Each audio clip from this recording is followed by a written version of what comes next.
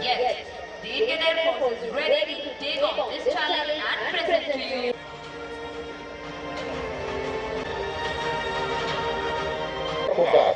What are you going to witness is a four-aircraft flight.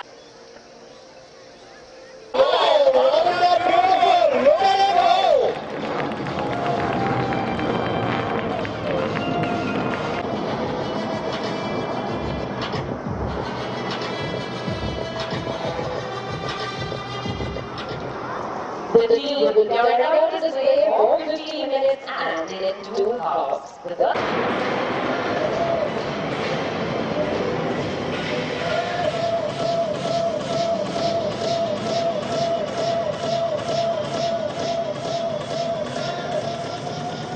This was there and was flown by the 8th rank officer Nirmal Jeet Singh Sekhon for a Veer Chakra posthumous.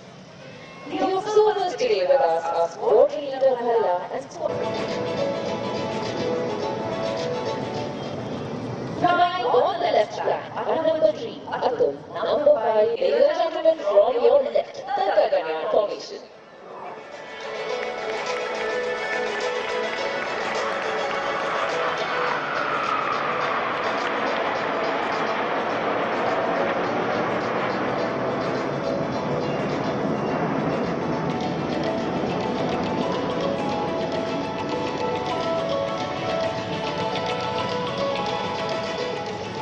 Since the inception of the team, we have achieved many laurels, like being the only 9-aircraft military aerobatics display team in Asia. We also covered a Southern India flight past to mark.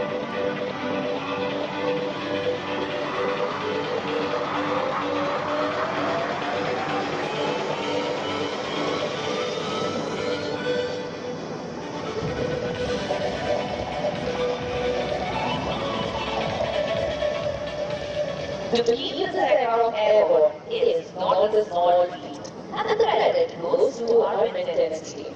हमारी maintenance team जो कि है ना सूरज और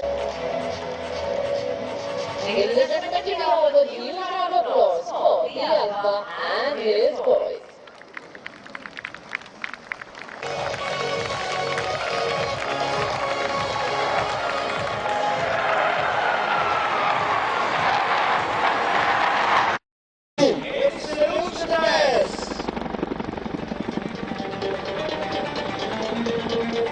Look at the fire, ladies and gentlemen. Look at the water flying out from the gate.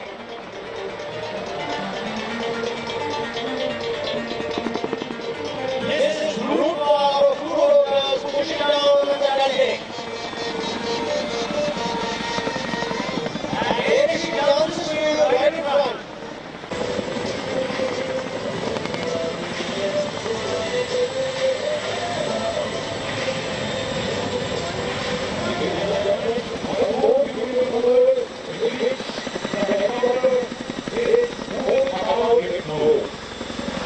See the descending of the heavy water. Sounding right in front of you with all this power.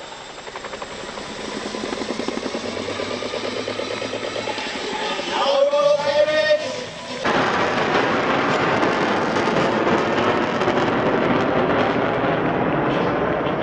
The Squadronics Royal Sonas, the Guardians of the Valley, will round of applause for Sonas, Harshit, RK, Nano, and Auro.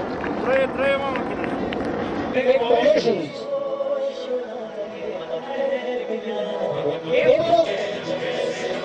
The Eastern Safety Officer for today's display is Warrant Officer and as is the formation between 75 years of India's independence. बच्चों आपके पीछे जा रहे हैं line के लिए आप इन्हें वेट कर सकते हैं यही पैरेंट बॉयज कुछ ही देर में आपसे मिलने भी आएंगे आशीष Kokar Get them moving up now.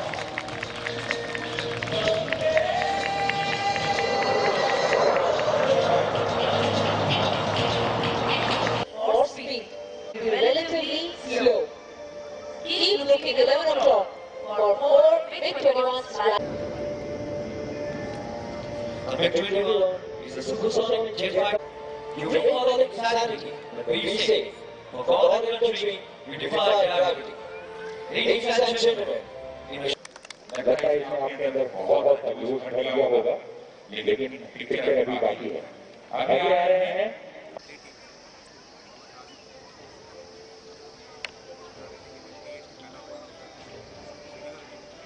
Aerobatics हमेशा चल रही है। इंडियन एयरफोर्स का एक अहम हिस्सा।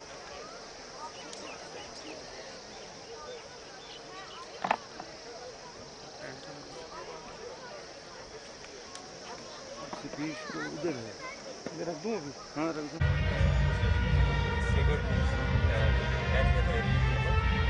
under fire जिस गेम के गर्मी चल रहे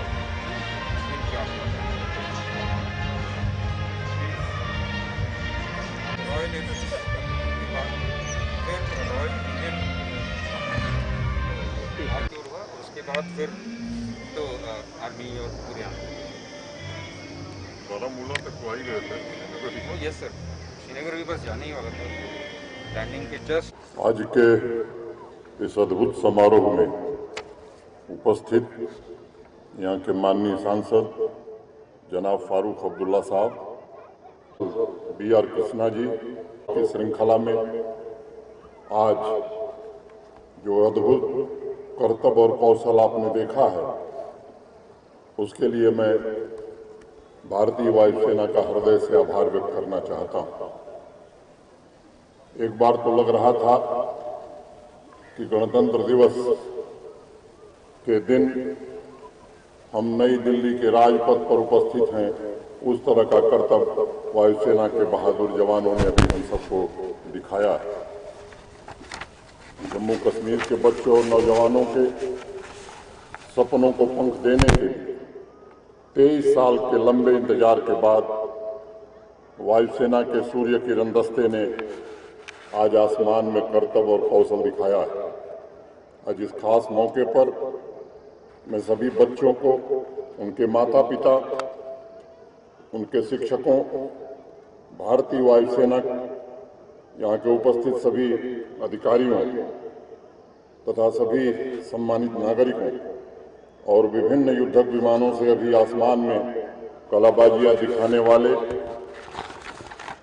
MiG-21 सुखोई चिनूक के वायुवीरों को अपनी हार्दिक शुभकामनाएं देता हूं और वादी की हवाओं में शांति, भाईचारे तथा मोहब्बत का संदेश देने के लिए भी एक बार फिर से बधाई देता हूं। आज 26 सितंबर का दिन एयरफोर्स एवं जम्मू कश्मीर के इतिहास में सुनहरे अक्षरों में लिखा जाएगा। मुझे बेहद खुशी है कि आज हम सभी इस ऐतिहासिक पल के साक्षी बने हैं और हमारी नौजवान पीढ़ी इससे प्रेरणा लेकर अधिक से अधिक संख्या में भारतीय एयरफोर्स ज्वाइन करेगी। इस अवसर पर मैं भारतीय वायुसेना के सभी वीरों को भी नमन करता हूं और श्रद्धांजलि देता हूं, जिन्होंने देश की सेवा के लिए अपना सर्वस्व बलिदान दिया है। उनके समर्पण, वीरता और कर्तव्य के प्रतिनिष्ठा ने वायुसेना की परंपरा को समृद्ध बनाया है। नियत कर्तव्य को करणीय मानकर परिपूर्ण निर्वहन की भावना एयरफोर्स से ही सीखी जा सकती है। मित्रों, आज डल लेक के किनारे से मैं सभी नागरिकों से एक आवश्यक बात कहना चाहता हूँ। हमारे पूर्वजों ने हमें जीवन के मूल्य दिए हैं, उसमें पर्यावरण के साथ साथ सहअस्तित्व की बात सबसे ऊपर आती है। इसमें कोई संदेह नहीं है कि जम्मू कश्मीर में संसाधनों का इस्तेमाल होने से पर्यावरण को काफी नुकसान पहुंच रहा है। मैं आपसे आग्रह करूंगा कि ये सिर्फ प्रशासन और सरकार की जिम्मेदारी नहीं है, बल्कि यहाँ के नागरिकों की भी जिम्मेदारी है कि वो प्रकृति के साथ तालमेल बनाकर रहें। प्रकृति की रक्षा हमारी सोच बननी चाहिए, तभी हम अपनी अमूल्य धरोहरों, चाहे वो डल लेक हो, वुलर हो, झेलम हो, नगीन हो, तवी हो, जैव विविधताओं से भरे यूपी के अन्य संसाधन हो, उन्हें सुरक्षित रख पाएंगे। आज हमारी भावी पीढ़ी भी यहाँ बैठी है, उनके अंदर ये जागरूकता पैदा करने की जरूरत है कि हमारा अस्तित्व, हमारा जीवन स्तर, शिक्षा, स्वास्थ्य, सुविधा, विकास जैसे जीवन के तमाम पहलू प्रकृति से, प्राकृतिक संसाधनों से जुड़े हुए हैं। प्यारे बच्चों और नौजवान साथियों, आज़ादी का अमृत महोत्सव हमें एक मूल मंत्र देता है कि पर्यावरण की रक्षा सरकारी नहीं बल्कि सार्वजनिक लक्ष्य होना चाहिए। बच्चों और शिक्षकों के बीच मुझे एक बात विशेष रूप से कहनी है। आप पर ही देश की और यहाँ के लोगों की आशाएं, भविष्य की आशाएं टिकी हैं। आदरणीय प्रधानमंत्री श्रीमान नरेंद्र मोदी जी के मार्गदर्शन में देश एक ऐसी नीति पर काम कर रहा है जो भारत को नॉलेज इकोनॉमी के रूप में स्थापित करेगा। आपके पास जो शक्ति है, जो ताकत है, उसका उद्देश्य नैतिक उद्देश्यों की पूर्ति के लिए और भविष्य की चुनौतियों से निपटने के लिए किया जाना चाहिए। आप सभी शिक्षकों से विशेष रूप से मेरा अनुरोध है कि मूल्य आधारित शिक्षा के साथ बच्चों को आर्थिक तथा तकनीकी परिवर्तन से भी रूबरू कराने की आवश्यकता है, ताकि मीर आगे बढ़ेगा तभी देश भी तरक्की के नए कीर्तिमान स्थापित।